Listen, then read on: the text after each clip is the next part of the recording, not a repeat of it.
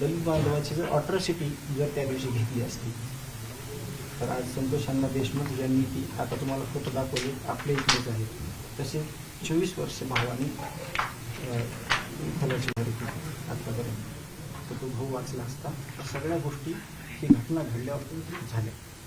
आणि त्या सगळ्या आरोपीला PSI शिंदे साहेबांनी स्वतः फोन केला की साहेब आमचा तुमच्यावर विश्वास आहे.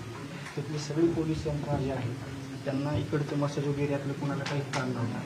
घरच्यासारखं आम्ही त्यांच्यासोबत राहत होतो, त्यांना सहकार्य करायचो. तर आम्ही अशा पद्धतीने गावात राहत असताना त्या दिवशी जर त्याची अट्रॉसिटीची केस घेतली असती तर आज आपला भाऊ जिवंत असतो.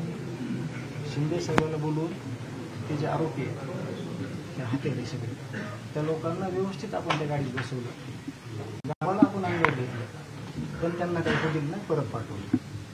त्यांनी त्या गोष्टीचा राग जर धरायचा असता तर आपल्याला जर म्हणले असते की तुम्ही माफी मागा, तुमचं चुकलं, आपण ते देखील केलं असतं. तर यांची पार्श्वभूमी ही आहे, एवढे गुन्हे त्यांच्यावर, हे सुद्धा तुम्ही सगळे बघून हे.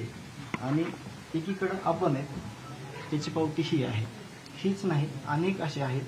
तुम्ही एकदा ग्रामपंचायतीला सुद्धा जर आले तर त्या ग्रामपंचायत इमारतीमध्ये कुठंही जागा नाही पुरस्काराचा तो फ्रेम लावायला. इतके चांगल्या पद्धतीनं आम्ही काम केलेलं आहे.